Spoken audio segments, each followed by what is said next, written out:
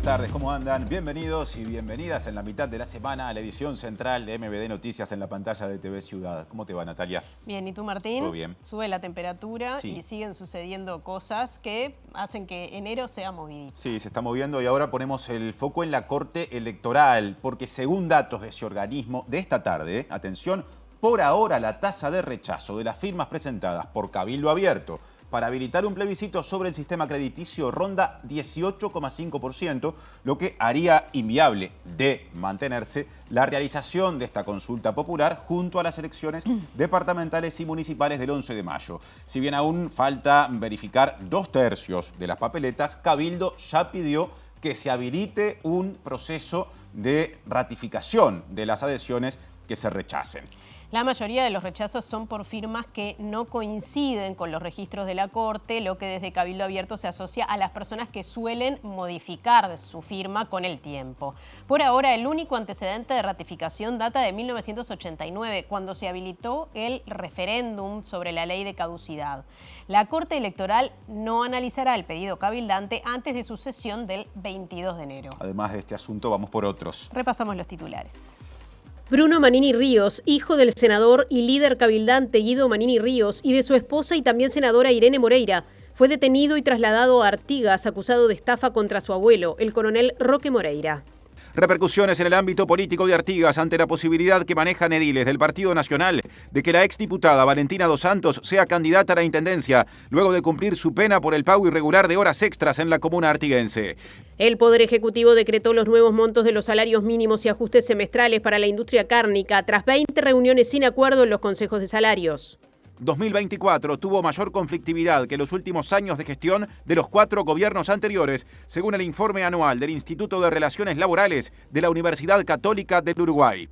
El Ministerio de Salud Pública divulgó una serie de recomendaciones ante el aumento de casos de la llamada diarrea del viajero en municipios brasileños que son destinos turísticos habituales desde Uruguay. El lunes próximo comenzará la vacunación contra la COVID-19 para grupos de riesgo. Las personas mayores en establecimientos de larga estadía serán las primeras en recibir la vacuna a partir del 13 de enero. Estados Unidos negó estar involucrado en un complot para derrocar al gobierno venezolano después de que Caracas afirmara haber detenido a mercenarios estadounidenses que planeaban acciones terroristas. La presidenta mexicana Claudia Sheinbaum respondió a la propuesta del presidente electo de Estados Unidos, Donald Trump, de cambiarle el nombre al Golfo de México, afirmando que el mismo es reconocido por un organismo de Naciones Unidas y que existen otros ámbitos para dirimir estas cuestiones.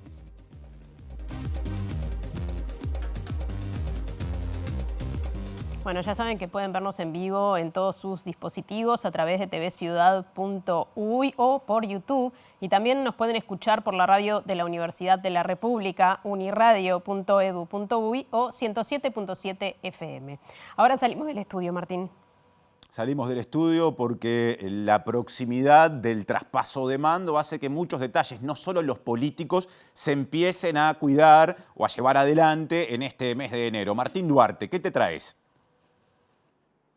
Martín, Natalia, buenas tardes para todos y todas. Estamos en el taller donde se está confeccionando la banda presidencial. Vamos a conocer algunos de los detalles, tanto de los materiales como de los tiempos. Luján Soria es quien va a realizar por tercera vez justamente la banda presidencial. Ya la realizó en el segundo mandato de Tabaré Vázquez. Realizó también la confección de la banda que lució la calle Pou y está en los preparativos de lo que será la banda presidencial que el 1 de marzo utilice en el cambio de mandato Yamandu Orsi. Algunos de sus materiales, por ejemplo, vienen de España, como es el hilo de oro. Vamos a conocer algunos de los detalles también en torno a lo que es la confección en algunos minutos. Y de Casaboa a Carrasco Norte, algo así como tomarse un 306 y con Diego Martini. ¿Cómo te va, Diego?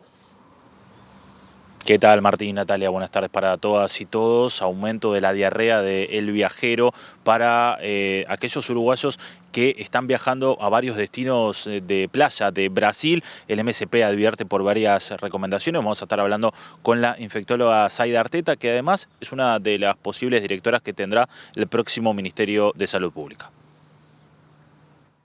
Bueno, y hubo repercusiones por la propuesta de algunos ediles del Partido Nacional que impulsan la candidatura a la intendencia de Artigas de Valentina Dos Santos, luego de que cumpla su condena por el pago irregular de horas extras en la comuna artiguense. Esto ha generado distintas reacciones. Vamos a ver al diputado y posible candidato a la intendencia por el Frente Amplio, Nicolás Lorenzo, y al nacionalista Mario Predebón, que hablan sobre el asunto. Si la habilitan, hay mucha gente que corremos el riesgo que ni va a votar al Partido Nacional. Fue bochornoso ver que un intendente en ejercicio, una diputada en ejercicio, sean formalizados y condenados por derecho penal. Es un hecho histórico para nuestro departamento, no conozco otro antecedente. Empezamos con el desarrollo informativo pensando en el próximo gobierno, porque el ministro de Turismo designado, Pablo Menoni, hizo públicos los nombres de algunas de las personas que van a formar parte de su equipo de trabajo. En la red social X publicó que la directora general de Secretaría del Ministerio será Florencia Walde, abogada y magíster en políticas públicas, con experiencia en el sector público, donde se desempeñó en tareas de asesoramiento, planificación y apoyo estratégico. Además, comunicó Menoni que Cristian Pos fue designado director nacional de turismo. Pos es oriundo de Colonia, licenciado en Relaciones Internacionales, docente y coordinador académico del Diploma en Herramientas Digitales para el Turismo de la UTEC. Menoni, les contamos, destacó que el equipo de dirección del Ministerio de Turismo será paritario y que tendrá una visión amplia del territorio y una impronta descentralizadora. Presenta Antel. Renova tu plan de fibra y paga la mitad por 3 meses. Ahora es tiempo de móvil, volvemos a salir de los estudios para ver cuál de los temas mencionados viene en este momento. Adelante, Martín, con la banda presidencial que se viene. Bueno, vamos a conocer algunos de los detalles. Les quiero mostrar, compañeros, esto es lo más cercano del oro que estuvo en alguna oportunidad. Estamos viendo por allí el hilo que se utiliza, uno de los hilos, porque hay de distinto tamaño, que se utiliza justamente para lo que es el bordado de esta banda presidencial. Y estamos con Luján Soria, que es la encargada, decíamos, por tercera vez de la confección de esta banda. Bueno, Luján, gracias por recibirnos. Y bueno, ¿cómo te arrimaste en particular? Primero al oficio y en particular a lo que es la técnica, porque no muchas personas en nuestro país la tienen a la hora de realizar el bordado de la banda presidencial. Y bueno, soy bordadora desde niña porque mi mamá era modista y yo la ayudaba, y además mi abuela también era bordadora, y bueno, de ellas aprendí y después soy autodidacta también. Y voy experimentando distintas técnicas, entre ellas la de Goldberg, que es la que se usa para la banda presidencial. Una técnica que en su momento, o un trabajo que en su momento estaba a cargo de la Iglesia Católica, ¿no? ¿Cómo fue que llegaste por primera vez? Porque la primera que confeccionás es la del segundo mandato de Tabaré Vázquez, ¿verdad? Exacto, sí, antes lo hacía la congregación de Oblatas. Y bueno, cuando Lourdes no pudo bordar más, fue a través de Ramiro Sendic, que me recomienda, que llego a hacer la banda de Tabaré Vázquez. Bueno, ¿por dónde se empieza? Recién mostrábamos algunos de los materiales. Hilo de oro que llega desde España, pero bueno, ¿cuáles son los plazos? Vos decías, alrededor de un mes lleva la confección, pero ¿cómo te planificás el trabajo? Y empiezo por el escudo, y después voy haciendo la parte de la rama que va sobre la cinta. Pero lo primero que empiezo es el escudo, que es lo que ya tengo empezado, lo que he ido adelantando mientras espero la llegada del hilo de oro. ¿Hay algunas diferencias, por ejemplo, entre las distintas bandas? ¿Algún detalle que la hace especial? Vos decías, bueno, yo entre mis manos tengo un hilo de oro, pero hay otras finuras o dimensiones, ¿no? Sí, claro. Sí, las dos que hice las hice diferentes. Bueno, la de Vázquez tenía el número 2, que era lo que la identificaba. Y después también la de la calle Pou le cambié la parte técnica del bordado para que se notara más el hilo de oro. Claro. Y en esta ya le agregué un detalle más de un color de bronce, de hilo de bronce. Mientras vemos la mesa de trabajo, porque hay una cantidad de cosas con la cámara de Sebastián Bacheta, me vas contando que en el caso de los anteriores presidentes, en el caso de Yamandu Orsi, ¿cómo se da? ¿Hay alguna prueba, una instancia de prueba? ¿Has tenido contacto, por ejemplo, con los anteriores? ¿Cómo fue esa relación también, no? Sí, hay la prueba que se hace cuando ya está realizado el bordado. ahí es donde se toma la altura de hombro y la altura o sea, el largo de la banda. Y bueno, eso será a mediados de febrero, calculo que le estaré haciendo la prueba a Orsi. No, me decías que hay que tener algún cuidado especial con los materiales. El caso del hilo de oro, que hay que conservarlo, porque bueno, parte de esto venían también de las anteriores confecciones. Sí, para que no se oscurezca, porque si no se empieza a quedar más oscuro, se envuelve en papel y se envuelve en nylon. Cuando entraste en el oficio, si te dijeran que años atrás o años después ibas a estar trabajando con hilo de oro, lo pensaba, porque es algo bastante raro, ¿no? Y que vos decías, también viene a partir de una ley que en su momento se aprobó en nuestro país, que exige de alguna forma la banda presidencial como tal, ¿no? Sí, no me lo hubiera imaginado nunca, la verdad que no. De hecho, la primera que hice no podía creer y bueno, me llegó la segunda y ahora la tercera. Acá, Presidencia se hace cargo de los materiales, ¿no? De lo que es la confección. Exacto, Presidencia paga los materiales y después el costo de la banda. En este caso no sé quién es que la va a pagar, pero la calle Pou, por ejemplo, se la regalaron los amigos y la de Tabaré Vázquez la pagó él. O sea, está el encargo, todavía no se sabe quién va a ser el que la abone. Todavía no sé quién es que va a pagar, pero no es por parte del Estado. Bueno, y en particular esto te trae también beneficios a nivel de lo que es la visibilidad de tu trabajo, pero para otro tipo de trabajo, porque vos trabajás cada 5 años, bueno, realizás la banda, pero sos bordadora de oficio. En realidad soy especializada en bordado en pedrería. Tengo mi página en Instagram, pedrería.uy, donde... ¿Qué diferencia hay con la técnica? Perdona que te estoy preguntando de la ignorancia porque no. Trabaja todo en piedras, o sea, yo en realidad trabajo mucho para novias, quinceañeras, vestidos de fiesta. Y bueno, y en esa página pueden ir viendo todos mis trabajos, de hecho están las fotos de la banda también, pero en realidad mi trabajo es el bordado en pedrería. Y en el caso de esto de la banda presidencial, ¿pensás traspasar, si se quiere, la técnica o el trabajo? ¿O hay gente que está aprendiendo también la técnica para futuro también? Sí, estuve dando cursos, porque también doy cursos, y estuve dando cursos de la técnica de Goldwork también. Así que bueno, hay posibles candidatos o candidatas para realizar de futuro Exactamente, sí, va a haber gente que pueda seguir. Bueno, así que todavía no tenés detalles de cuándo llegaría el hilo que te está faltando para seguir. Sí, llega esta semana, llega entre esta semana y la semana que viene ya llega, así que ahí ya me pongo a trabajar con todo. Bien, un mes más o menos. En un mes, sí, en un mes ya va a estar para probar. Bueno, ¿dónde pueden ver tus trabajos? Porque hay una página, donde pueden también ver las confesiones anteriores de la banda, ¿no? Sí, en mi Instagram, pedrería.uy. Ahí está todo, están como destacadas las dos bandas presidenciales. Bueno, Luján, muchas gracias, muy amable por este. Gracias a ti. Bueno, ya saben dónde confeccionar la banda presidencial para Duarte de futuro, pero bueno, meternos en el taller y conocer algunos detalles de lo que es el proceso es bien interesante y como decía Luján, bueno, va a ser la tercera banda presidencial que confeccione. Presentó Antel. Renová tu plan de fibra y pagá la mitad por 3 meses. ¿Quién va a pagar la banda presidencial de Duarte? Qué pregunta esa, ¿eh? Sí, vamos a ver. Sí, primero que se la gane. Primero. Hay que trabajar bastante para democrático. eso, esperemos. Bueno, mientras tanto, seguimos hablando de gobierno, sí. No de Duarte, porque no está en el gobierno, pero sí las autoridades designadas por el gobierno electo expresaron preocupación por la falta de información para proyectar datos de la macroeconomía. Claro, algunas personas integrantes del futuro equipo económico, el que va a asumir a partir del 1 de marzo, temen ante la posibilidad de que el actual gobierno postergue pagos para mejorar las cifras del déficit fiscal.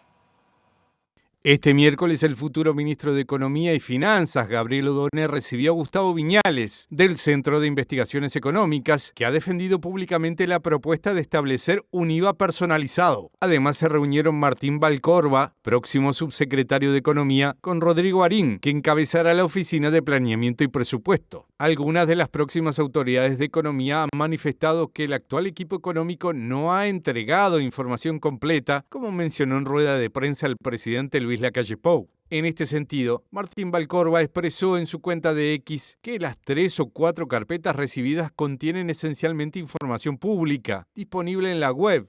Sostuvo que, por el contrario, toda la información que no es pública y que es relevante para conocer el punto de partida con que asumirá el próximo gobierno, solicitada el 17 de diciembre, no ha sido proporcionada. Como ejemplo, mencionó los datos relativos al cierre fiscal 2024 y la proyección fiscal pasiva para el año 2025 actualizada. Tampoco se obtuvo información, según Valcorba, sobre los ingresos adelantados solicitados a empresas públicas en el año 2024 y sobre los egresos por postergados, en particular la situación de las deudas con los proveedores. Según el economista, esto podría mejorar el resultado fiscal 2024 en detrimento del año próximo. Ahora vamos con el tema de portada, porque según datos que publicó la Corte Electoral esta tarde, este miércoles por la tarde, digamos que la tasa de rechazo de las firmas presentadas por Cabildo Abierto y otras organizaciones para habilitar un plebiscito sobre el sistema crediticio ronda 18,5%, lo que, de mantenerse incambiado, haría inviable que se habilite la consulta popular. Pero aún falta verificar 2/3 de las papeletas. De todas formas, el partido político ya pidió a la Corte que habilite un proceso de ratificación de las adhesiones rechazadas. Esta tarde, la Corte Electoral informó que ya ingresó al proceso de verificación 101.706 firmas, es decir, algo menos de un tercio de las 322.928 entregadas en octubre por la campaña contra la usura y por una deuda justa para habilitar el plebiscito simultáneo a las elecciones departamentales y municipales del 11 de mayo.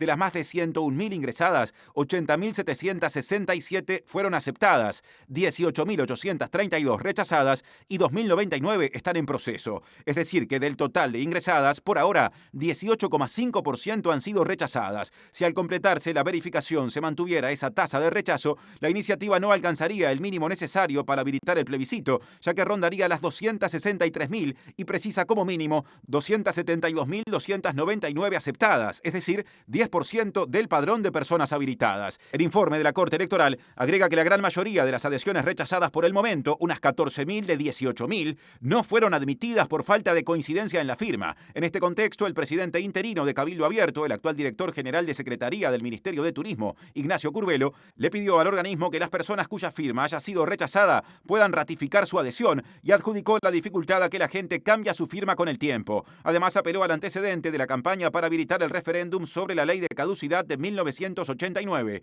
única vez en la historia en la que se habilitó una instancia de ratificación. El presidente de la Corte Electoral, Wilfredo Penco, le dijo a MBD Noticias que en primer término la solicitud cabildante será analizada por la Comisión de Asuntos Electorales y que recién después quedará a consideración de las autoridades del organismo, que podrían tratarla el miércoles 22 de enero. Otra fuente de la Corte Electoral, en cambio, dijo que solo habría que analizar el pedido si tras la verificación de las firmas no se llegara al mínimo de adhesiones necesarias. Un comentario breve vinculado a otro asunto que involucra a la Corte Electoral, el recurso del que hablamos días atrás del Partido Colorado y el Partido Independiente contra los reglamentos de las próximas elecciones departamentales y municipales. Si bien ese recurso se presentó, falta todavía la argumentación, los fundamentos y, según sabemos, esta semana el Partido Colorado y el Partido Independiente lo van a hacer llegar para que la Corte pueda tomar postura. Seguro, capaz que en la misma sesión. Y quizá es una posibilidad. Bien, cambiamos de asunto. Bruno Manini Ríos, hijo del senador y líder cabildante Guido Manini Ríos y de su esposa y también senadora Irene Moreira, fue detenido y trasladado a Artigas acusado de estafa contra su abuelo, el coronel Roque Moreira. Claro, mañana se va a realizar la audiencia de formalización en la Fiscalía de Primer Turno de Artigas en el marco de una investigación que incluye denuncias por uso indebido de cuentas bancarias y también por sustracción de bienes. Fue detenido en Montevideo Bruno Manini Ríos, hijo de la senadora Irene Moreira y el senador Guido Manini Ríos de Cabildo Abierto. La orden provino de la justicia de Artigas a solicitud de la fiscal departamental. El traslado del implicado se realizó tras la revisión médica correspondiente y luego de ser llevado a una dependencia policial en Canelones. En esta jornada compareció ante la Fiscalía de Artigas, encabezada por Nelly Beatriz González, en el marco de una investigación por presunta estafa. Mañana, a partir de las 10, continúa la audiencia de formalización. La denuncia fue presentada por un familiar directo en 2022, alegando el uso indebido de llaves digitales vinculadas a una cuenta bancaria. Una segunda acusación se sumó recientemente, vinculando al sospechoso con la sustracción del dinero, tarjetas y otros bienes del denunciante. Efectivos policiales llevaron a cabo la detención en el apartamento familiar en la Rambla montevideana. La jueza de paz Hilda Toriani dispuso su captura y posterior traslado al norte del país. Bruno Manini Ríos tiene 30 años, es técnico agropecuario y participó activamente en la campaña electoral del 2019. Repercusiones. El diputado Frente Amplista por el departamento de Artigas y candidato a la intendencia por el Frente Amplio para ese departamento, Nicolás Lorenzo, dijo que aún es temprano para evaluar los eventuales impactos políticos de esta situación que, digamos, está asociada al hijo de Manini Ríos e Irene Moreira. Destacó que Cabildo Abierto ya venía en declive en el departamento de Artigas antes de que ocurriera este hecho. Lamentable lo que ocurrió, son una familia conocida, nacional y más que nada en nuestro medio, en este caso la víctima del abuelo es conocido, fue edil departamental durante mucho tiempo, un militar retirado conocido, pero la repercusión que ha tenido a nivel político no la hemos analizado todavía, porque Cabildo Abierto acá, en Artigas, donde fue prácticamente su surgimiento, vale recordar que en el 2019 llegó a tener 10.000 votos, y en el octubre, y en esta elección tuvo 3.000, o sea que Cabildo viene en declive permanente en cuanto a lo electoral, o sea, votó menos del 60% de su electorado en 5 años. Y pienso que esto, algún impacto siempre tiene, los que somos políticamente expuestos, lo que nos pasa en el entorno tiene alguna repercusión.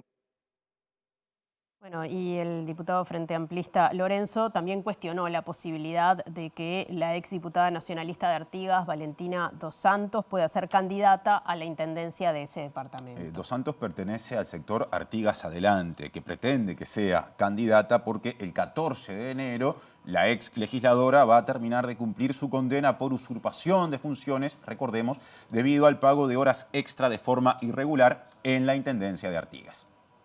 Fue bochornoso ver que un intendente en ejercicio, una diputada en ejercicio, sean formalizados y condenados por derecho penal. Es un hecho histórico para nuestro departamento, no conozco otro antecedente. Y hay ediles que sí, lo he visto en la prensa, lo he visto en otros comentarios que quieren que la diputada Dos Santos sea la candidata. Pero claramente, como todos nos conocemos en Artigas, yo fui edil departamental conjuntamente con algunos de esos ediles.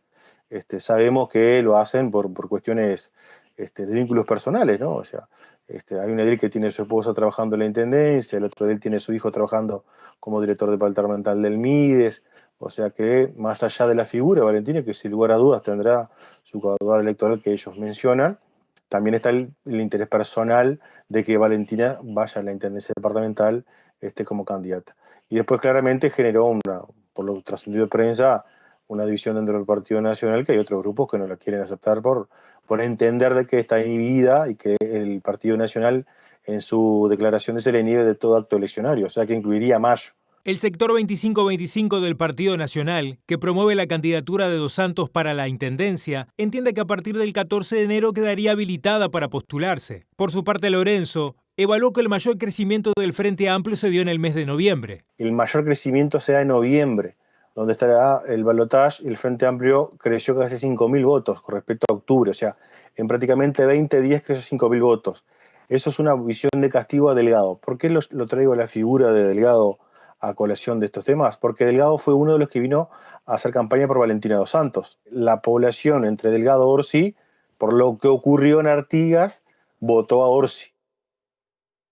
Mario Peredebón es un dirigente del Partido Nacional, también del departamento de Artigas, que posiblemente se postule como candidato a la intendencia por un sector distinto al de Valentina Dos Santos, en este caso por la lista 40 en el departamento de Artigas. Tiene una visión crítica con respecto a la posibilidad de que se habilite a Dos Santos a ser candidata por el Partido Nacional y dijo que si eso ocurriera será el directorio del Partido Nacional el que deberá asumir las consecuencias. Esta decisión se deberá tomar entre el 1 y el 10 de febrero. Es evidentemente que la lista 2525 quiere salir con su principal figura. No hace 30 días atrás, algunos dirigentes del partido que conforman el directorio fueron tajantes diciendo que ella no vuelve al Partido Nacional. Pero la política es muy cambiante, uno no sabe lo que puede pasar aquí 30 días.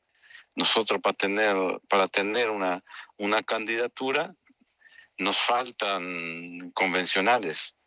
Entonces nosotros tenemos algunos problemitas. Si la habilitan, hay mucha gente que corremos el riesgo que ni va a votar al Partido Nacional. Entonces es una decisión arriesgada. Valentino Dos Santos y Pablo Caro fueron procesados. Entonces, hay muchos votantes molestos. Entonces, si ella es candidata, vamos a perder muchos votos.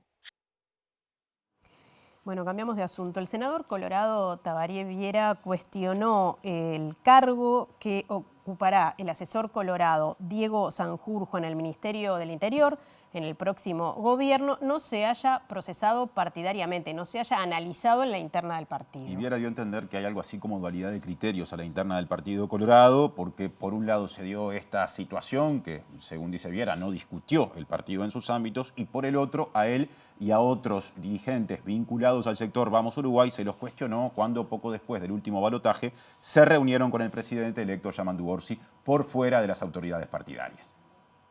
Nuestra sorpresa, porque, bueno, evidentemente fue un tema a título personal, y en su momento, hace pocos días, cuando Vamos Uruguay hizo una ronda de diálogo, de visita con distintos candidatos, que incluyó al electo presidente Yamandu Orsi, desde ese sector se nos criticó y de alguna manera hubo mucho ruido, por cuanto hacíamos un diálogo sectorial, que fue un diálogo de saludo, protocolar, de presentación, y ahora, bueno, vemos con sorpresa de que hay una aceptación por algunas declaraciones, aval de sus autoridades sectoriales, en forma personal, que nos parece que eso es lo que, en fin, nos llama la atención, la doble consideración.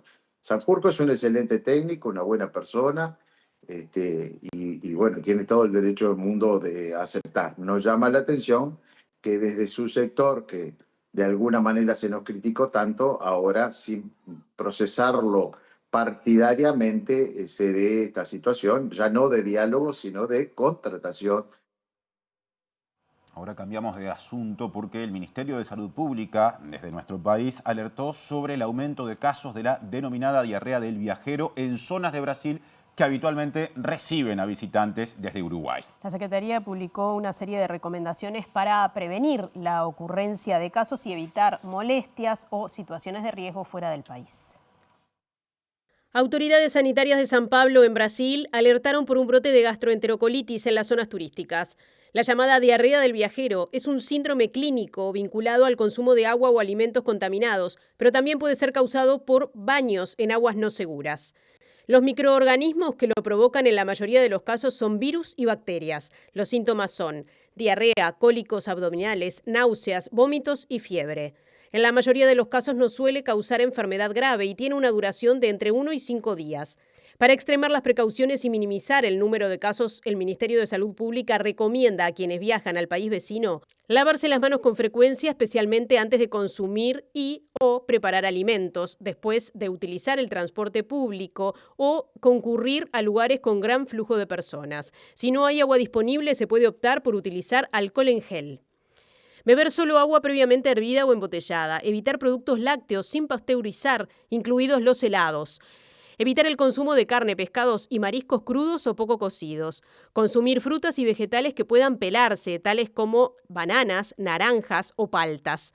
Asegurarse de que la playa cuente con habilitación para baño. Evitar piscinas, arroyos y lagos. Al ducharse o bañarse, evitar ingerir agua. Ante el contacto directo con una persona enferma en el hogar, extremar los cuidados higiénicos y no compartir vajilla, toallas ni ropa de cama. Ante alguno de los síntomas se recomienda mantenerse hidratado con agua embotellada o sales de rehidratación oral. Ante la presencia de vómitos persistentes, fiebre o heces con sangre, se recomienda buscar atención médica de inmediato. En el caso de personas inmunodeprimidas, niñas o niños pequeños, embarazadas y adultos mayores, se debe buscar atención médica incluso si los síntomas parecen leves.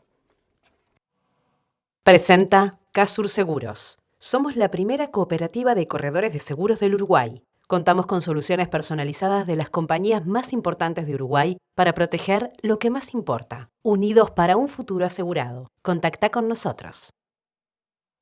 Bien, y ahora vamos a la opinión de una especialista que nos habla sobre esta dolencia y algunas otras patologías que se dan en esta época de verano. Diego Martini, adelante. Bien, y para ampliar sobre esto que veíamos en el tape, estamos en contacto con la infectóloga Zaida Arteta, a quien le agradecemos por estos minutos.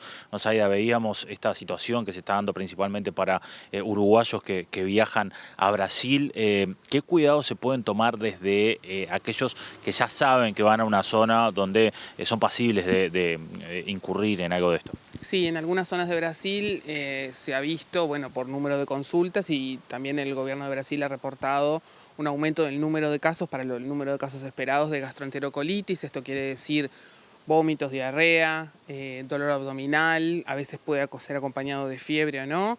Estas son enfermedades que son en general virales o bacterianas, pero que también pueden ser causadas por algunos parásitos.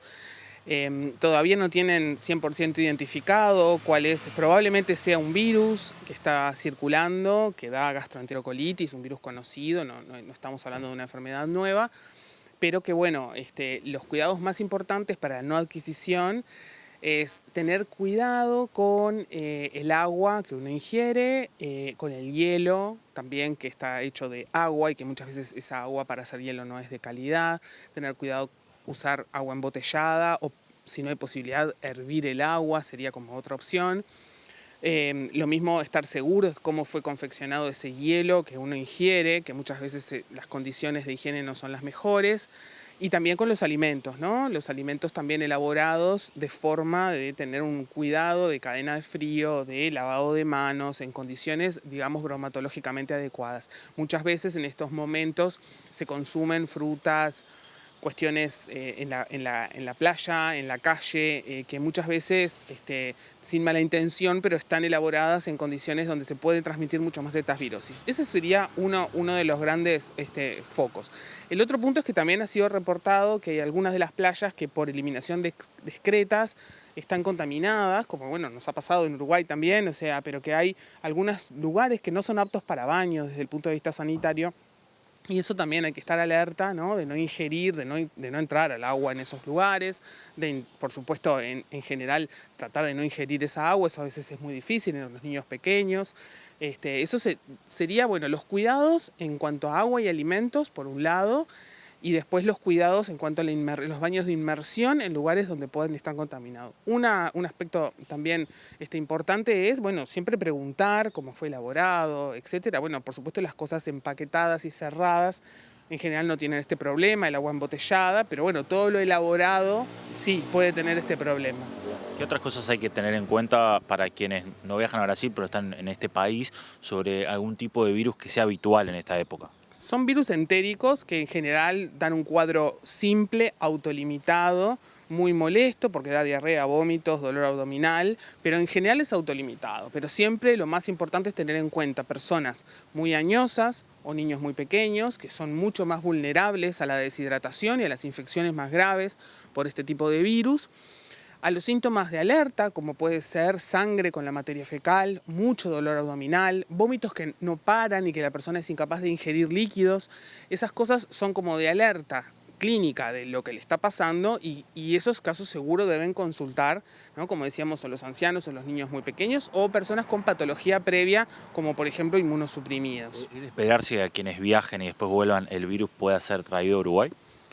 Sí, pero en Uruguay hay virus que dan gastroenterocolitis, o sea, sí, claro, pueden personas comenzar con los síntomas ya... ¿Un aumento de casos o...?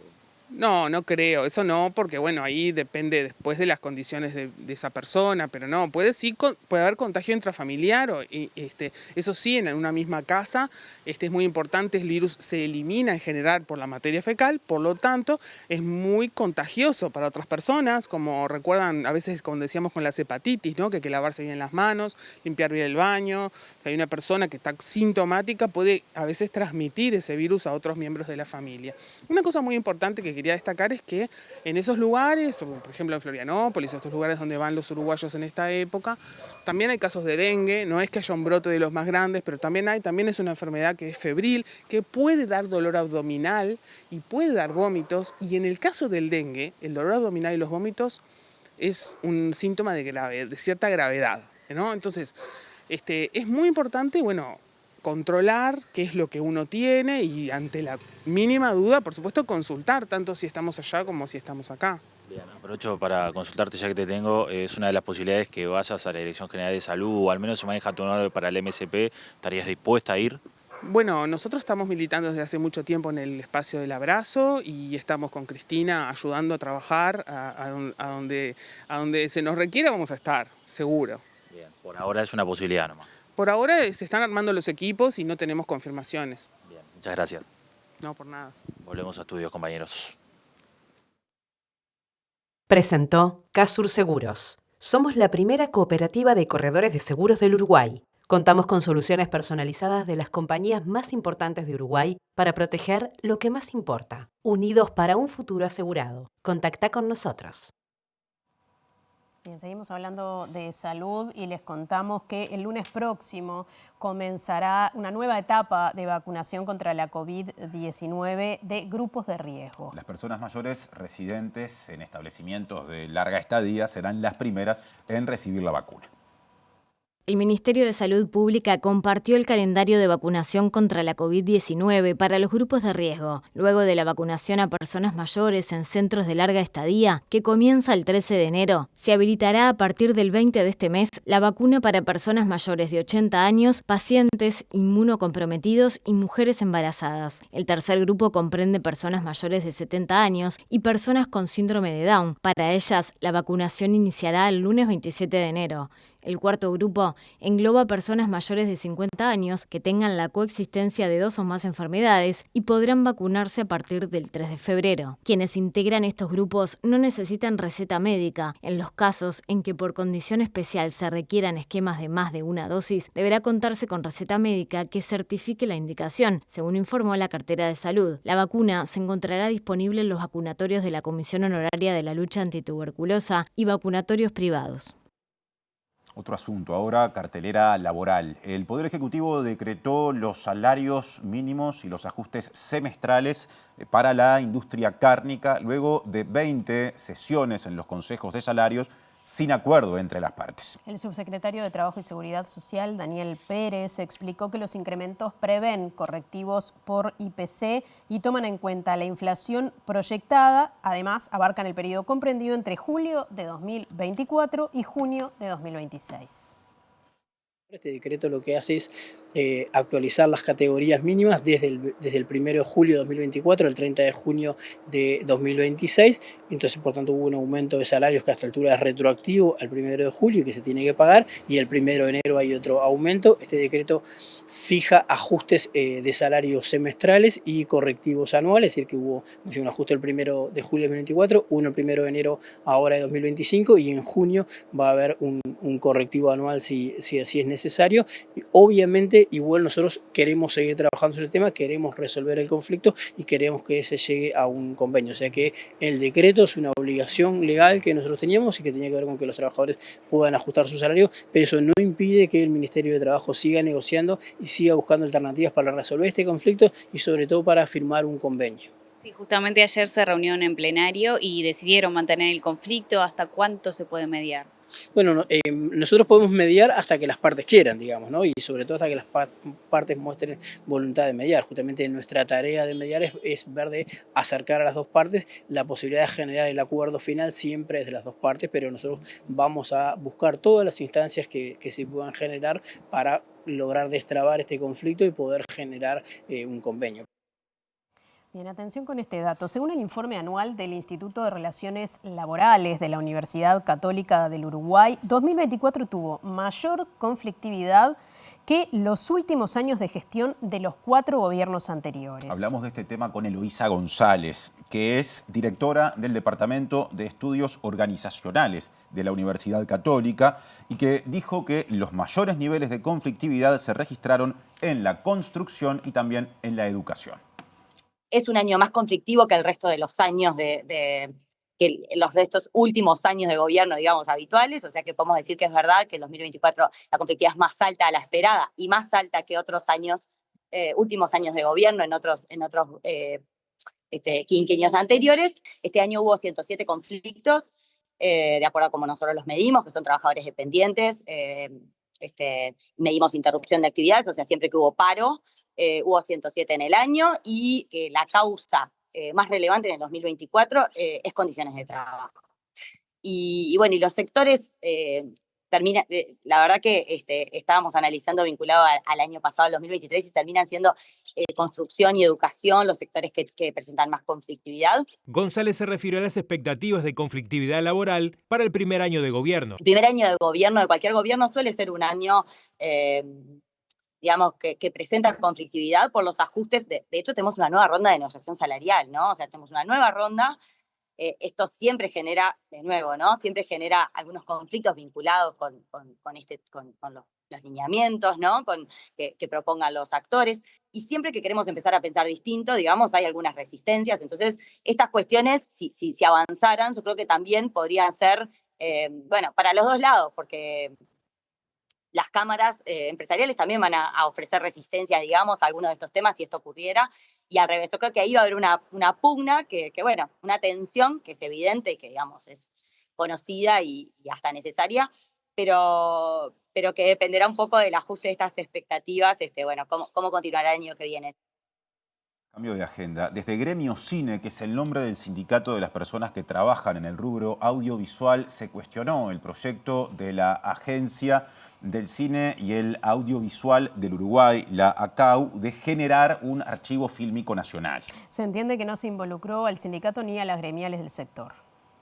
Gremio Cine ha tenido una mirada crítica respecto a la ACAU, cuya creación, entiende, implicó un cambio de modelo de gestión. Nadie puede estar en contra de que haya una política pública con respecto al patrimonio audiovisual, eso no está en discusión. Tampoco lo discute Cinemateca, no es una cosa que haya discutido Cinemateca, sino que la forma, el cometido, cómo se ha hecho, con una mirada casi única. Entonces, hubiera sido genial que esta mesa donde se anuncia lo de la Casa del Cine hubiera sido una mesa conjunta entre las gremiales. O sea, es un tema importante como para mostrar una cara pública que no sea esta. Nosotros nos parece que esto es parte de la aplicación de un modelo que entendemos nosotros que no le ha hecho bien al cine nacional. Nosotros participamos en la mesa audiovisual, en la mesa educativa, en la mesa de patrimonio. Bueno, hemos participado en todas las mesas posibles.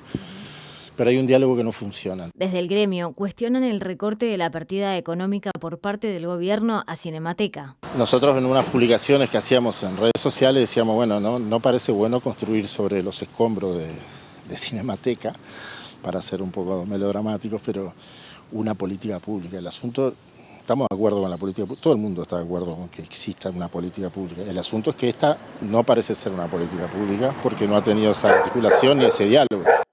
Este miércoles empezó la edición 2025 del programa Escuelas de Verano, que se extenderá, atención porque las fechas cambian según la zona del país, hasta el 13 de febrero en el departamento de Maldonado únicamente y hasta el 8 de febrero en el resto del país. Como es costumbre, la propuesta combina actividades escolares, lúdicas y recreativas e incluye la alimentación de cerca de 12.000 niños y niñas. El programa abarca 153 escuelas en todo el país, que son escuelas sedes. O sea que a esa escuela van niños de la propia escuela y algunos otros niños de otras escuelas que quieran participar y los padres lo anotaron. Los maestros que trabajan en este programa son maestros que se anotan voluntariamente y es digamos, un trabajo adicional al sueldo que ellos tienen. Entonces, algunos maestros quieren trabajar en verano. ¿Cuántos estamos hablando?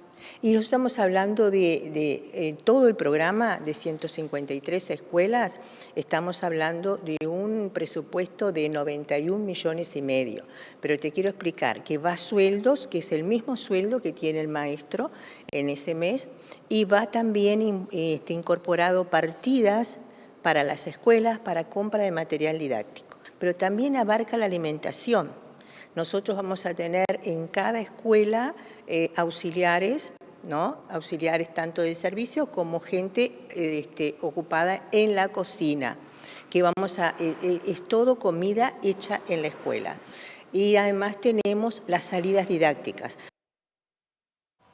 Bien, y la Asociación Uruguaya de Agencias de Viaje y la Cámara de Turismo insisten en esta solicitud que realizaron a las autoridades de la enseñanza para cambiar el inicio de los cursos 2025. Contexto, recordemos que está previsto, por lo menos por ahora, que los cursos empiecen el miércoles 5 de marzo, que es el miércoles de semana de carnaval, o sea, después de los feriados de lunes y martes, y en el sector turístico se entiende que esto interrumpe la posibilidad de que haya personas que se tomen la semana entera para descansar y por ende perjudica la actividad. Nosotros mandamos una nota a las autoridades de primaria solicitando cambiar el inicio de las clases el 5 de marzo, que corresponde al miércoles de carnaval, para el lunes 10. Estamos hablando de una simple diferencia de 3 días. Hasta ahora no hemos recibido ninguna respuesta. Y esto realmente afecta grandemente a los sectores del turismo, sobre todo del turismo nacional. Yo me atrevería muchas veces, no me gusta responder con otra pregunta, pero me gustaría saber la opinión de un hostel o de un pequeño hotel de Rocha o de Colonia o de Canelones, o de las propias termas, en donde carnaval significa la última oportunidad de la temporada alta. Y después se avecina un largo invierno en donde prácticamente el trabajo va a ser muy poco, o generalmente es poco, y yo creo que las autoridades de la enseñanza por lo menos deberían de haber respondido una nota oficial que mandó todo el sector turístico. La mandó a UDAVI, a quien yo represento, pero la mandó también la Cámara Uruguaya de Turismo. Ahora segmento pre-internacional. Ocurre que el ministro de Relaciones Exteriores, Omar Paganini, está en este momento en Panamá, donde este miércoles participó de una actividad junto a cancilleres de otros países y a expresidentes de la región, un acto definido o llamado Acto de Reivindicación de la Democracia en Venezuela y América, del que también participó el ex candidato presidencial opositor venezolano Edmundo González Urrutia. Y el vicecanciller Nicolás Albertoni le dijo a MBD Noticias que Uruguay sigue con expectativa a lo que ocurra este viernes en Venezuela, debido a que el presidente Nicolás Maduro tiene previsto asumir el mandato resultante de las elecciones del año pasado, que para Uruguay y la oposición del país caribeño fueron fraudulentas. El 10 de enero lo que estamos esperando es que haya un cambio de mando. Sabemos que las señales no van en ese sentido, pero desde un punto de vista institucional lo que puede hacer un país es que se cumpla la Constitución. Uruguay entiende, el gobierno entiende, que el candidato legítimamente ganador es Edmundo González, o sea que estamos esperando en que se dé ese hecho. Y el ministro está en un hecho que bueno, fue una invitación de Panamá, ya por una cercanía, si se quiere, con Venezuela, de concentrar en algunos países. Creo que fue invitado un gran grupo de países y expresidentes también. A nivel de países está participando los cancilleres, creo que había 8 cancilleres, si no me equivoco. Y después muchos expresidentes también. Y bueno, es una señal más de un llamado a una transición democrática en Venezuela. Un gran grupo de expresidentes son más señales que lo que se puede decir en un texto. En otro sentido, Uruguay mandará una nueva carta a Venezuela reclamando información sobre el destino del uruguayo Fabián Buglione, que viajó al país caribeño el 19 de octubre desde Estados Unidos, donde reside. Para Albertoni no hay información oficial que indique que Buglione sea el mercenario detenido que anunció el ministro Diosdado Cabello. El último paradero que se le conoce es ese traspaso por Táchira y una detención por las fuerzas públicas. Después de ahí no sabemos más nada. Entonces, el rótulo en el que eso encuadra es claramente de una desaparición forzada, porque es que alguien toma a esa persona por las fuerzas y después no sabemos su paradero.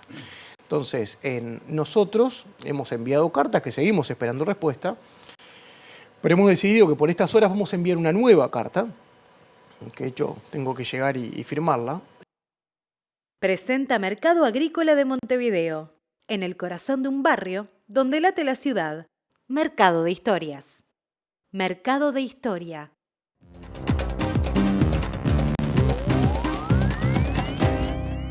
tal? Buenas tardes. Abrimos el capítulo internacional y naturalmente seguimos con el tema Venezuela porque se aproximan esas horas cruciales de la investidura de Nicolás Maduro el próximo viernes y mañana además está previsto una movilización en distintas partes del mundo proponiendo justamente el retorno de Edmundo González Urrutia y la asunción como presidente de Venezuela. Todo esto en un contexto de tensión donde hoy el gobierno de Estados Unidos negó estar detrás de ningún plan terrorista, como así lo denunció el presidente Nicolás Maduro, luego de haber detenido a varias personas, entre ellas 2 estadounidenses, que según el gobierno de Venezuela tenían planes terroristas y conspirativos en ese país. Por otra parte, también hoy se produjo una presentación formal de lo que es el órgano de defensa integral de Venezuela, que son milicias armadas que van a participar junto a las fuerzas de seguridad venezolanas ante cualquier circunstancia en un país que está totalmente hoy militarizado a raíz de todos estos acontecimientos. Habrá varias ausencias, la más notoria tal vez la del presidente colombiano Gustavo Petro, quien hoy dijo que no va a participar, que no está de acuerdo cómo se han dado las cosas en Venezuela, no obstante lo cual no va a romper relaciones con ese país. Recordemos, por otra parte, que Venezuela es el gran articulador de los planes de Gustavo Petro para lograr la pacificación de su propio país, pero así están las cosas. En declaraciones a la agencia de noticias EFE, un portavoz del Departamento de Estado expresó preocupación por el anuncio de la detención de ciudadanos estadounidenses en Venezuela y afirmó que su gobierno está trabajando para recopilar más información sobre lo ocurrido, pero remarcó que la administración de Joe Biden no está detrás de ninguna conspiración terrorista. Nicolás Maduro acusó este miércoles al gobierno de Estados Unidos de financiar las acciones con fines violentos que se planifican desde la extrema derecha venezolana e internacional para atacar la democracia y el orden constitucional venezolano, y en un acto con la directiva de la Asamblea Nacional realizado en el Palacio de Miraflores, señaló que ahora Washington intenta reeditar al extinto y fracasado Grupo de Lima para poner de moda a un grupo de expresidentes corruptos y delincuentes que recuerdan a Sodoma y Gomorra. Nicolás Maduro activó además un plan militar denominado Órgano de Defensa Integral de Venezuela y durante un acto frente al Palacio Presidencial juramentó a los cuerpos combatientes y recordó que el mismo está conformado por todo el poder político de Venezuela, el poder popular, la Fuerza Armada Nacional Bolivariana, la Milicia Nacional y todas las fuerzas policiales. Por su parte, el presidente colombiano Gustavo Petro anunció que no asistirá a la asunción de Maduro y dijo que la detención en las últimas horas del ex candidato presidencial Enrique Márquez y del periodista Carlos Correa, director de la ONG Espacio Público, impiden su asistencia a la investidura, afirmando que no se pueden reconocer elecciones que no fueron libres, aunque descartó romper relaciones con Caracas. Y otra investidura que se viene preparando con todo es la de Donald Trump el próximo 20 de enero. Y podemos decir ya que uno de los grandes invitados será el expresidente brasileño Jair Bolsonaro. Pero todo esto se da en medio de varios temas que tienen ocupado al mundo y particularmente a quienes están cerca de Estados Unidos. Caso el tema migratorio. Por otra parte, las amenazas de Trump de hacerse con Groenlandia, con el Canal de Panamá e incluso con Canadá siguen dando que hablar. La presidenta mexicana Claudia Sheinbaum le respondió hoy, irónicamente, al presidente Trump, con quien espera tener buenas relaciones a pesar de todo, mientras que el gobierno de Estados Unidos, el actual, el que se va, ha dicho que nada de eso que dice Trump va realmente a ocurrir. Es una prédica que ha estado molestando incluso a la Comisión Europea y a los líderes de Francia y Alemania. El Golfo de México es reconocido el nombre por Naciones Unidas, un organismo de Naciones Unidas, pero el siguiente, ¿por qué no le llamamos América Mexicana? Se oye bonito, ¿no? ¿Verdad que sí? Desde 1607,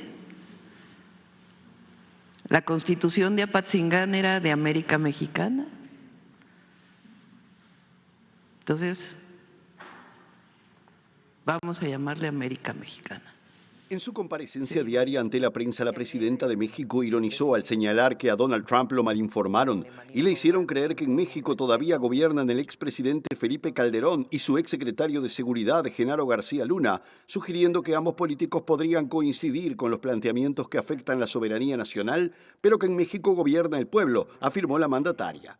Claudia Sheinbaum recordó que existe el derecho internacional para dirimir este tipo de polémicas y que un país no puede actuar individualmente, aunque se mostró confiada en que una vez que Donald Trump asuma, habrá una buena relación entre ambos gobiernos de respeto mutuo, de colaboración, pero no de subordinación, según dijo.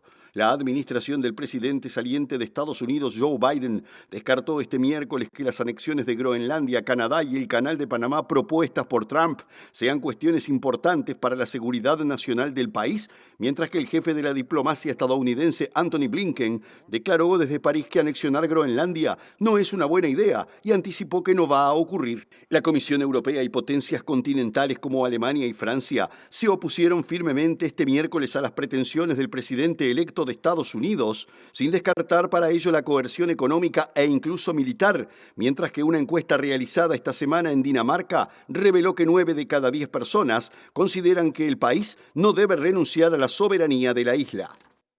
Presentó Mercado Agrícola de Montevideo, en el corazón de un barrio donde late la ciudad. Mercado de Historias. Mercado de Historia.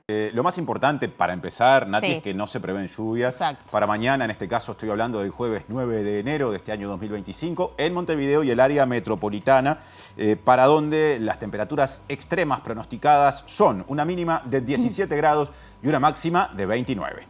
Y el viernes 10 de enero, similar pronóstico, va a estar algo nuboso, con periodos de nuboso. La máxima será de 29 grados y la mínima de 19. A continuación, en la pantalla de TV Ciudad, los destaques del año que pasó, del 24, y luego a las 21 horas tendremos otra edición de Mirá Montevideo, como pasa durante el verano, siempre a esa hora, de lunes a viernes. Bien, el reencuentro con las noticias será mañana a las 8, a las 13 y a las 18:55. Que pasen bien. Hasta mañana.